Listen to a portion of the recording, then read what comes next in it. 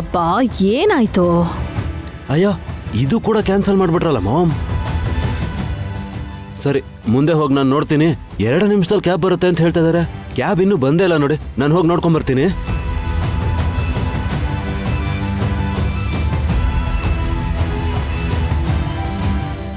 ಗಾಯತ್ರಿ,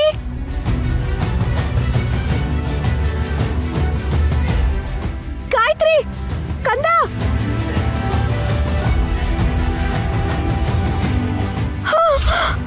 ಅತ್ತೆ, ಗಾಯತ್ರಿ, ಅತ್ತೆ.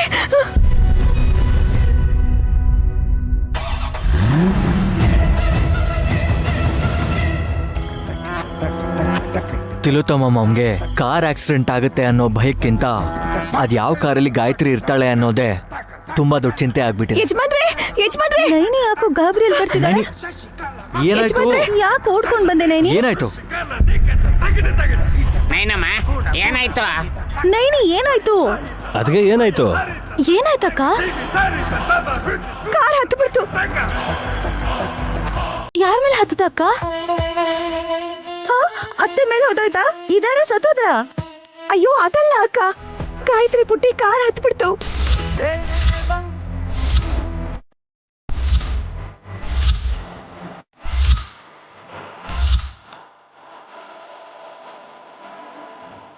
ಅವಳು ಕಾರ್ ಹೇಗೆ ಹತ್ತಾಳೆ ಅತ್ಗೆ?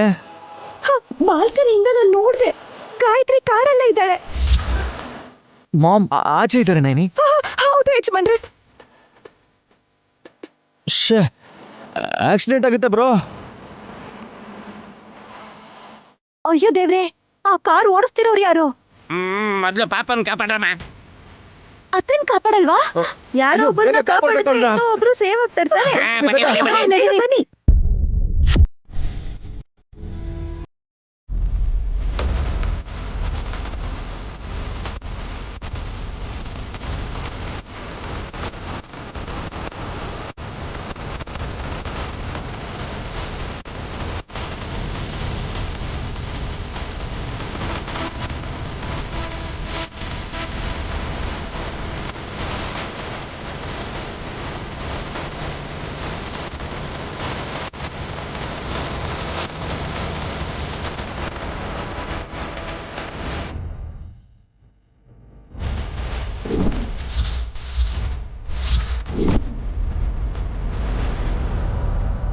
ಮಾಮ್ ಕಾರ್ ಬರ್ತಿದೆ, ಸರ್ಕೊಳ್ಳಿ. ಅತ್ತೆ,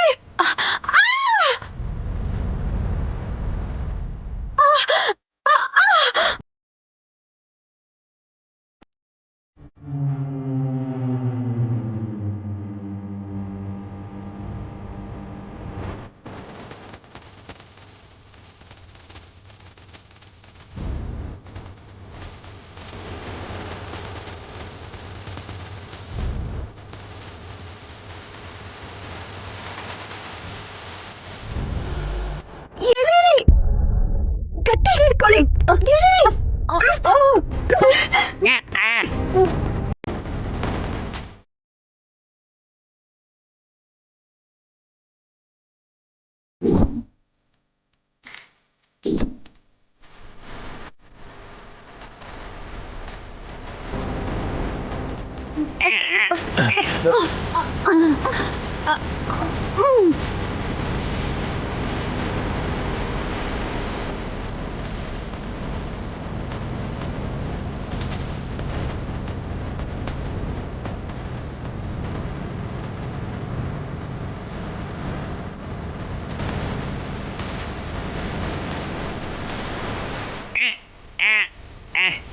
ನೈನಿ ನೀನು ಆಫ್ ಮಾಡು.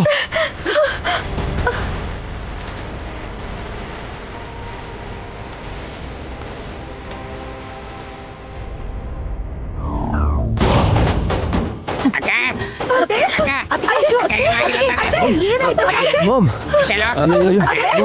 ಅಯ್ಯೋ ಮಾಮ್, ಶಾಕಿಂದ ಈಚೆ ಬಂದಿಲ್ಲ ಇವರು. ಭಯದಲ್ಲಿ ನಡುಕ್ತಾ ಇದ್ದಾಳೆ ಅತ್ತಿಗೆ. ನಾವ್ ಹೇಳೋ ಮಾತನ್ನ ಕೇಳೋದೇ ಇಲ್ಲ.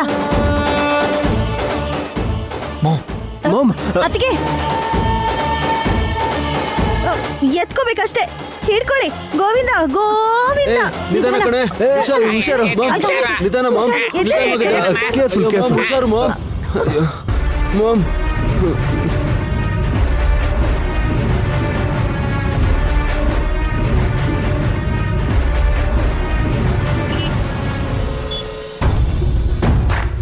ಲೈಟ್ ಇದ್ದಿದ್ರೆ ನಾನು ಕೈ ಹಾಕ್ತಿದ್ದೆ. ನೀವ್ ಸೈಡ್ಗೆ ಹೋಗ್ರಿ, ಮಧ್ಯದಲ್ಲಿ ಸಿಕ್ಕಾಕೊಂಡ್ರೆ ನೀವ್ ಸತ್ತು ಹೋಗ್ತೀರಾ. ಆನೆ ಸತ್ರು ಬದುಕಿದ್ರು ಒಂದೇ ರೇಟ್ ಅನ್ನೋ ಹಾಗೆ ಅತ್ತೆ ಸ್ಥಿತಿನೂ ಹಾಗೆ ಆಗಿದೆ. ಏಯ್ ನಮ್ಮ ಮಾಮೇನ್ ಸತ್ತೋಗಿಲ್ಲ, ಪ್ಯಾನಿಕ್ ಆಗಿದ್ದಾರೆ ಅಷ್ಟೇನೆ ಕಣೆ. ಹುಷಾರು. ಹುಷಾರು. ಸೋಫಾ ಮೇಲೆ ಕೂರ್ಸೋಣ. ಕೂರ್ಸಿದ್ರು ಪರವಾಗಿಲ್ಲ ಅದಕ್ಕೆ ಕಣ್ ತೆಗ್ದೇ ಇದಾರೆ. ಹುಷಾರು. ನಿಧಾನ ನಿಧಾನ. ಹುಷಾರು, ಹುಷಾರು. ನಿಧಾನಕ್ಕೆ. ಕೂತ್ಕೊಳ್ಳಿ. ಹುಷಾರು ಮಾಮ್. ನಿಧಾನ.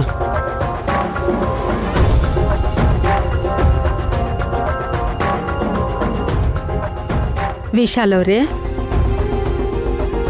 ಇವಾಗ ಗಾಯತ್ರಿನ ಕರ್ಕೊಂಡು ಒಳಗಡೆ ಹೋದ್ರೆ ತಿಲೋತ್ತಮ ಅವರು ಗಾಯತ್ರಿನ ಸುಮ್ಮನೆ ಬೈತಾರೆ. ಮಗುನ ಇಲ್ಲೇ ಬಿಟ್ಟು ನಾನು ಒಳಗೆ ಹೇಗೆ ಹೋಗಕ್ ಸಾಧ್ಯ? ನಾನಿವಳನ್ನ ಹಿಂದಿನ ಬಾಗ್ಲಿಂದ ಹೋಗಿ ಗಾನ್ವಿ ಪಕ್ಕ ಮಲಗಿಸ್ಬಿಟ್ಟು ಬರ್ತೀನಿ. ನೀವಿವಳನ್ನ ನಂಗೆ ಕೊಡಿ. ಸರಿ, ಹುಷಾರು. ಗಾಯತ್ರಿ, ಬಾ ಪುಟ್ಟಿ, ನಾವೊಳಗೋಗೋಣ. ಮಾಮ್ ಅಕ್ಕ ಇಲ್ಲಿ ನೋಡಕ್ಕ, ನೀನೇನು ಬದುಕೇ ಇದೀಯಾ? ಸತ್ತೋಗಿದ್ರೆ ಚೆನ್ನಾಗಿರ್ತಿತ್ತು ಅಂತೀರಾ? ಹಾಗಲ್ವೇ, ಭಯ ಪಡ್ಬೇಡ ಅಂತ ಹೇಳ್ತಿರೋದು. Ma'am nothing to. ಮಮ್ಗೇನೂ ಆಗಿಲ್ಲ.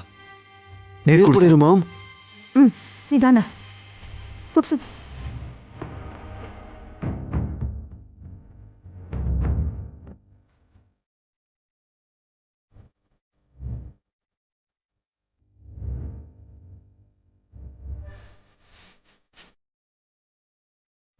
ನಿಮ್ ಟೈಮ್ ತುಂಬಾ ಚೆನ್ನಾಗಿತ್ತು ಮಾಮ್. ನನಗೆ ಐಡಿಯಾ ಬರೋದು, ವಿಶಾಲ್ ತಕ್ಷಣ ಅದನ್ನ ಇಂಪ್ಲಿಮೆಂಟ್ ಮಾಡಿದ್ರಿಂದಾಗಿ ಕಾರ್ನ ತಡೆಯಕ್ಕಾಯ್ತು. ಇಲ್ಲ ಅಂತಂದಿದ್ರೆ ನೀವು ನಿಂಬೆಹಣ್ಣು ಆಗ್ಬಿಡ್ತಿದ್ರಿ ಮಾಮ್.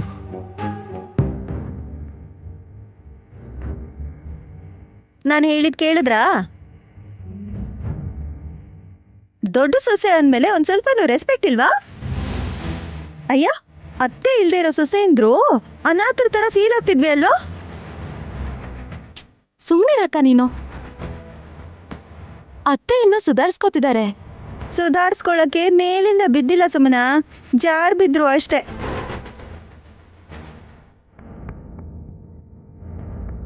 ಎಲ್ಲಿ ಎಲ್ಲಿ ಯಾರತ್ತೆ? ಯಮದೂತನ? ದೂತ ಅಲ್ಲ, ಮೃತ್ಯು ದೇವತೆ. ಅವ್ರು ಯಾಕೆ ಬರಬೇಕು? ಗಾಯತ್ರಿ ಪುಟ್ಟಿನ ಕೇಳ್ತಿದ್ದೀನಿ. ಅವಳು ಕಾರ್ ಒಳಗೆ ಹೇಗೆ ಬಂದ್ಲು? Mom, relax. ಅದನ್ನೆಲ್ಲ ಯೋಚನೆ ಮಾಡಿದ್ರೆ ನಿಮ್ಮ ತಲೆ ಕೆಡುತ್ತಷ್ಟೆ. ರೂಮಲ್ಲಿದ್ದಿದ್ದ ಮಗು ಕಾರ್ ಒಳಗಡೆ ಅದು ಹೇಗೆ ಬಂದ್ಲು ವಿಶಾಲ್? ಅದೇ ಅರ್ಥ ಆಗ್ತಿಲ್ಲ ಅತ್ತೆ. ಕಾರಲ್ಲಿ ಕೂತಿದ್ ಮಗುನಷ್ಟೇ ಅಲ್ಲ, ನಿಮ್ಮನ್ ಕೂಡ ಕಾಪಾಡ್ಕೊಳಕ್ಕೆ ಪ್ರಯತ್ನ ಮಾಡಿದ್ವಿ. ಸಕ್ಸಸ್ ಆದ್ವಲ್ಲ ಆತಿಗೆ. ಆಗಿದ್ರ ಬಗ್ಗೆ ಯೋಚನೆ ಮಾಡೋದು ಬೇಡ ಆತಿಗೆ. ಅದನ್ನ ನೆನ್ಪು ಮಾಡ್ಕೊಂಡ್ರೆ ಭಯ ಇನ್ನೂ ಜಾಸ್ತಿ ಆಗತ್ತೆಯೇ ಹೊರತು ಕಮ್ಮಿ ಆಗಲ್ಲ. ನೈನಮ್ಮ ಈ ತರ ಆಗತ್ತೆ ಅಂತ ಹೆಸರಿ ಹೇಳದ್ಲು.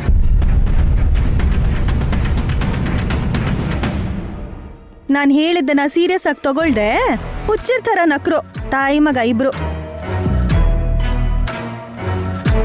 ಕಿಸಿಕು ಕಿಸಿಕು ಕಿಸಿಕು ಅಂತ ಇವಾಗ ನಗ್ರಿ. ಹೇಗ್ ನಗ್ತೀರಾ ನೋಡೋಣ.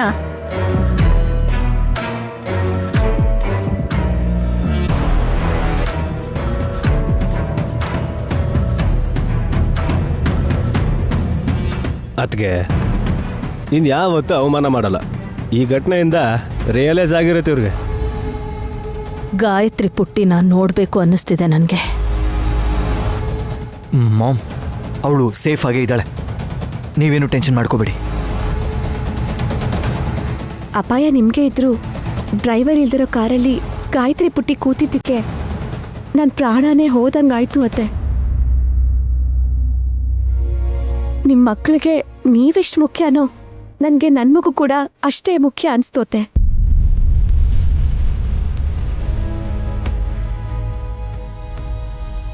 ದತ್ತು ಮಗ್ಲೇ ನಿನ್ಗೇನಾದ್ರೂ ಮುಖ್ಯ ಆಗೋದ್ರೆ ಸ್ವಂತ ಮಗ್ಳು ಗಾನವಿ ಒಂದಲ್ಲ ಒಂದಿನ ಬರ್ತಾರೆ ಅನ್ಕೊಂಡಿರೋ ಗಾಯತ್ರಿ ಅತ್ತನ್ ಹೇಗ್ ನೋಡ್ತ್ಯಾಕ?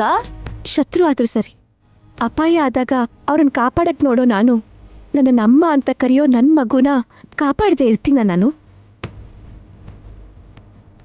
ಸುಮ್ಮಿಗೆ ಲೋಕಜ್ಞಾನ ಇಲ್ದೆ ಹಾಗ್ ಮಾತಾಡ್ತಾ ಇದ್ದಾಳೆ ಬಿಡಿ.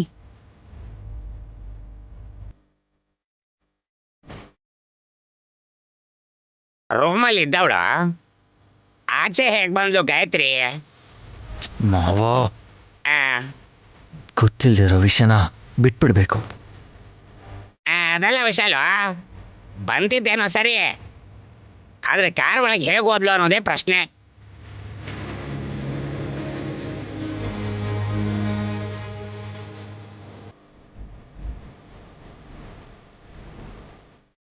ಅಬ್ಬಾ ಚಿಕ್ಕಪ್ಪ, ಆ, ಯಮ್ಮ ಬಂದು ಇಲ್ಲೋಡಮ್ಮ ಗಾಯತ್ರಿ, ನೀನ್ ಕಾರ್ ಹತ್ತಿದ್ರೆ ಅದು ಮುಂದಕ್ಕೆ ಹೋಗಿ ಶ್ರೀಮತಿ ತಿಲೋತ್ತಮ ದೇವಿಯವ್ರ ಕಾಲ್ಗೆ ಹೋಗಿ ಗುದ್ದತ್ತೆ ಅಂತ ಹೇಳಿದ್ರೇನೋ. ಅವೆಲ್ಲ ನಮಗ್ಯಾಕೆ? ಆ, ಹ್ಮ್. ಎಲ್ರೂ ಹಾಲಲ್ಲೇ ಇದ್ರಾ?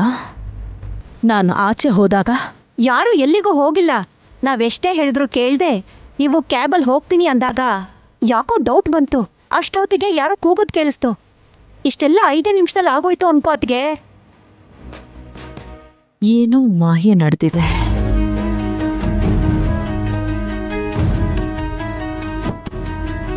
ನಮ್ಮ ಅಮ್ಮ ವಿಶಾಲಾಕ್ಷಿ ಇಲ್ದೆ ಮಾಯೆ ನಡೆಯಲ್ಲಮ್ಮ. ಸುಮ್ಮನೆ ಭ್ರಮೆ ಪಡ್ತಿದ್ದೀರಾ. ಅಂದ್ರೆ ಗಂಡಂತ್ರಕ್ಕೆ ಯಾರೋ ಸಹಾಯ ಮಾಡಿದ್ದಾರೆ. ಗಂಡಾಂತರಕ್ಕಲ್ಲ, ಸಮಯಕ್ಕೆ ಸಹಾಯ ಮಾಡಿದ್ದು.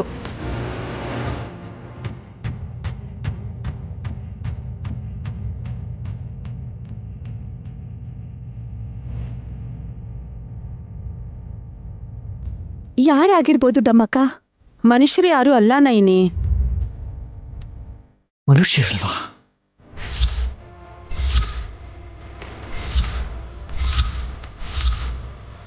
ಅಂದರೆ ಇದು ದೇವ್ರದ ಕೆಲಸ ಆಗಿರುತ್ತಾ? ನಿಮ್ಮಮ್ಮನ್ನ ಸ್ವರ್ಗಕ್ಕಾದ್ರೂ ಕರ್ಕೊಂಡು ಹೋಗ್ತಿದ್ರೋ ಏನೋ. ಅದಕ್ಕೆ ಅದಕ್ಕಿನ್ನೂ ಟೈಮ್ ಇದೆ ಬಿಡಿ. ಲೇ ಅಲ್ಲ, ಮಾಮ್ 100 ವರ್ಷ ಚೆನ್ನಾಗಿರ್ಲಿ ಅಂತ ಬೇಡ್ಕೊಳ್ಳೋದು ಬಿಟ್ಟು ಈ ಥರ ಮಾತಾಡ್ತೀಯಲ್ಲೋ. ಬಲ್ಲಬಾ, ಮಾಮ್ಗೇನೂ ಆಗಿಲ್ಲ, ಏನೂ ಆಗೋದೂ ಇಲ್ಲ. ಈಗ ಸೇಫಾಗಿ ನಮ್ಮ ಮನೆಗೆ ಬಂದಮೇಲೆ ಹೀಗಾಗ್ತಿತ್ತೇನೋ ಹಾಗಾಗ್ತಿತ್ತೇನೋ ಅಂತ ಏನೇನೋ ಯೋಚನೆ ಮಾಡಿ ಟೆನ್ಷನ್ ಮಾಡ್ಕೋಬೇಡ. ಅಕ್ಕ, ಕಾರಲ್ಲೇನಾದ್ರೂ ಗಾಯತ್ರಿ ಇಲ್ಲ ಅಂತ ಅಂದಿದ್ರೆ ನೀನ್ ಆ ಕಾರ್ನ ನಿಲ್ಸ್ಬೇಕು ಅಂತ ಅನ್ಕೋತಾನೆ ಇರ್ಲಿಲ್ಲ ಅಲ್ವಾ? ಹಾಗೆ ಕನ್ಕೋತೀಯ ಸುಮನ? ನೀನ್ ಗಾಯತ್ರಿನ್ ಕಾಪಾಡಕ್ ನೋಡಿರ್ತೀಯ ಹೊರತು ಅತ್ತೇನ್ ಉಳಿಸ್ಬೇಕು ಅಂತ ಭಾವಂಗ್ ನೀನು ಫೋರ್ಸ್ ಮಾಡಿರಲ್ಲ.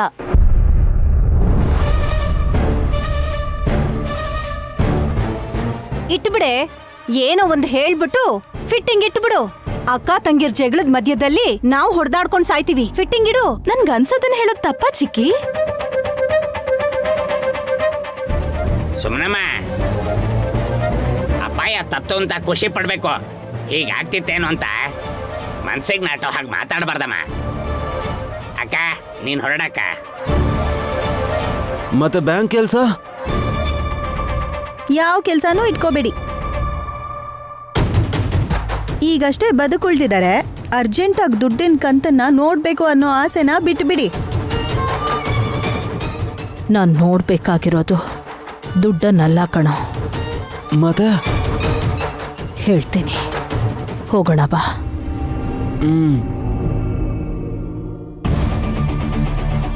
ಮಾಮ್ ಹುಷಾರು ಮಾಮ್, ನಿಧಾನವಾಗಿ ಬನ್ನಿ. ಗಂಡಾಂತರ ಕಳೀತು ಅಂತ ಅನ್ಕೋಬೇಡಿ. ಹೇಗ್ ಶುರು ಮಾಡಬೇಕು ಅಂತ ನೋಡ್ತಿದ್ದಾರೆ. ಯಾರು? ಶತ್ರುಗಳು, ಒಬ್ರಿಗಿನ್ನೊಬ್ರು.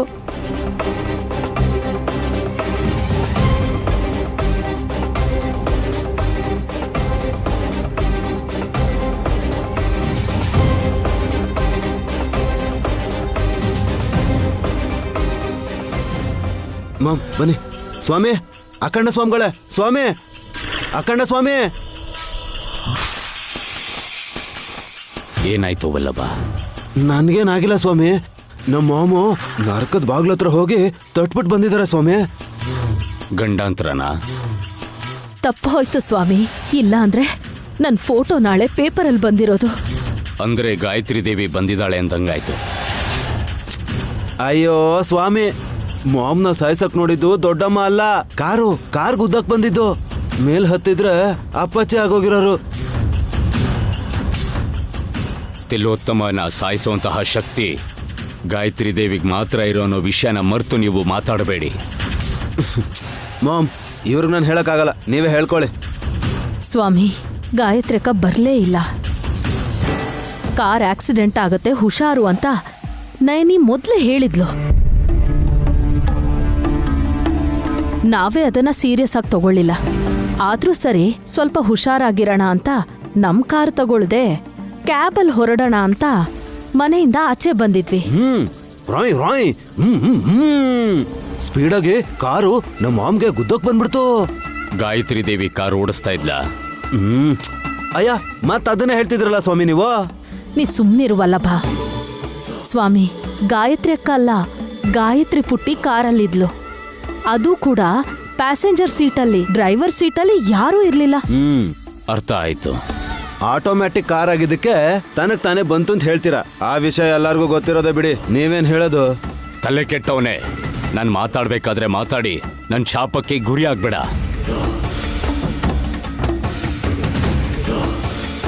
ಕ್ಷಮೆ ಇರ್ಲಿ, ಏನಾದ್ರು ಹೇಳಿ ಸ್ವಾಮಿ. ನಯನಿ ದತ್ತಕ್ ತಗೊಂಡಿರೋ ಆ ಗಾಯತ್ರಿ ಪಾಪು ಗಾಯತ್ರಿ ದೇವಿ ಆಗಿದ್ರೆ?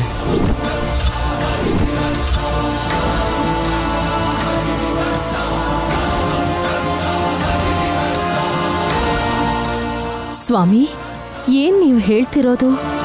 ಆಳವಾಗಿ ಯೋಚಿಸಿದ್ದಕ್ಕೆ ಈ ಅನುಮಾನ ನನ್ನ ತಲೆಗೆ ಬಂತು. ಅಲ್ಲ ಸ್ವಾಮಿ, ಆ ಮಗು ಗಾಯತ್ರಿ ದೊಡ್ಡಮ್ಮ ಅಲ್ಲ, ಬೇರೆ ಏನಾದ್ರು ಹೇಳಿ. ಅಲ್ಲ ಅಂತ ನೀನು ಅದು ಹೇಗೆ ಹೇಳ್ತೀಯವಲ್ಲಬ? ಕಾರಲ್ಲಿ ಗಾಯತ್ರಿ ಪುಟ್ಟಿ ಇರ್ತಾಳೆ ಅಂತ ನಯನಿ ಮೊದ್ಲೇ ಹೇಳಿದ್ಲು. ಸ್ವಂತ ಮಗಳಾಗಿದ್ರೆ ಅವಳಿಗದು ಗೊತ್ತಾಗ್ತಿರ್ಲಿಲ್ಲ ಅಲ್ವಾ? ಲಾಜಿಕೆ. ಅಮಾಯಕರ ತರ ಯೋಚನೆ ಮಾಡಬೇಡಿ. ಅಪಾಯ ನಿಮಗ ಅಥವಾ ಪಾಪುಗ? ನನ್ಗೆ ಸ್ವಾಮಿ. ಹಾಗಿದ್ದಾಗ ನಯನಿಗೆ ತನ್ನ ಮಗಳು ಗಾಯತ್ರಿ ಕಾರಲ್ಲಿದ್ದಾಳೆ ಅಂತ ಮೊದಲೇ ಗೊತ್ತಾಗಿದ್ದರಿಂದ ಏನ್ ಸಮಸ್ಯೆ?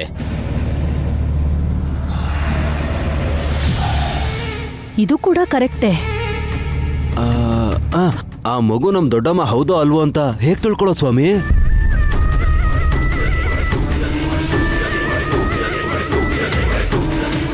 ತಗೋ. ಥ್ಯಾಂಕ್ಸ್. ಇದನ್ನೆಲ್ಲಿಟ್ಕೊಳ್ಳೋದು? ಕಿವಿಯಲ್ಲಿ ಇಟ್ಕೊಳ್ಳೋದಿಕ್ಕೆ ಅದು ಹೂವಲ್ಲ, ಮತ್ತಿನ್ ಬೇರು. ಅಯ್ಯೋ, ಗಾಯತ್ರಿ ಪಾಪುಗೆ ಅದರ ವಾಸನೆ ತೋರಿಸಿ ಅವಳನ್ನಿಲ್ಲಿ ಕರ್ಕೊಂಬಂದ್ರೆ ಗಾಯತ್ರಿ ದೇವಿ ಹೌದೋ ಅಲ್ವೋ ಅನ್ನೋದು ನೀವು ತಿಳ್ಕೋಬಹುದು. ಸರಿ ಸ್ವಾಮಿ, ಬನ್ನಿ ಮಾಮ್. ಬರ್ತೀವಿ ಸ್ವಾಮಿ.